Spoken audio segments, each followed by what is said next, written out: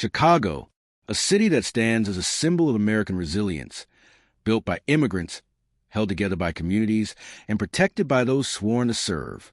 But within the walls of its police department lies another story, one that few dare to tell. A story of silence, corruption, and racism behind the badge.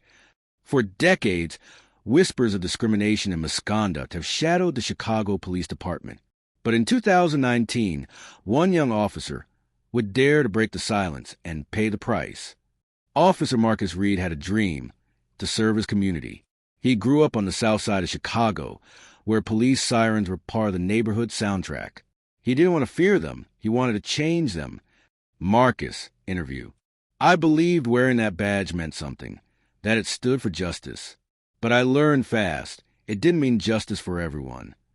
For his first week on the job, Marcus became the target of locker room jokes, code words for racism hidden behind smiles. He was told he was lucky to be hired. He was asked if he joined the force to spy for his people. It was harassment dressed as humor. In June 2020, a simple traffic stop turned into a tragedy.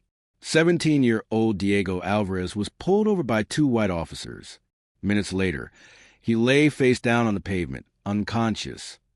The footage from the body cam was damning, showing Diego unarmed, scared, and pleading.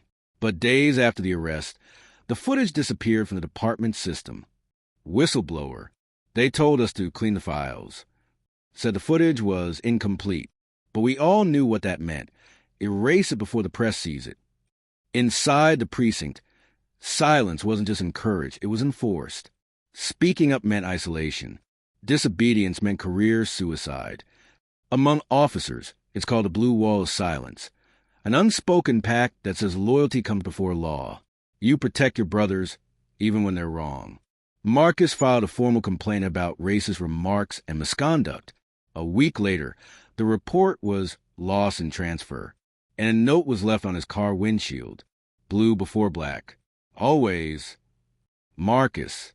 I wanted to believe it was just a few bad apples, but I realized it was the orchard.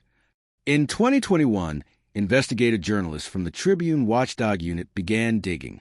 They uncovered a chilling pattern. Over 200 internal complaints by minority officers, ignored, dismissed, or reassigned.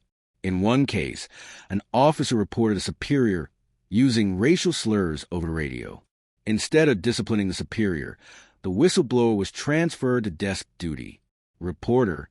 These findings show a department where silence is survival and racism is routine. When the story broke, the city erupted. The chief promised swift reform, but insiders said it was nothing more than damage control. In 2022, Marcus resigned. No farewell, no commendation. He left the department he once loved, the department that broke him. Marcus, I didn't quit being a cop. I quit being part of the problem.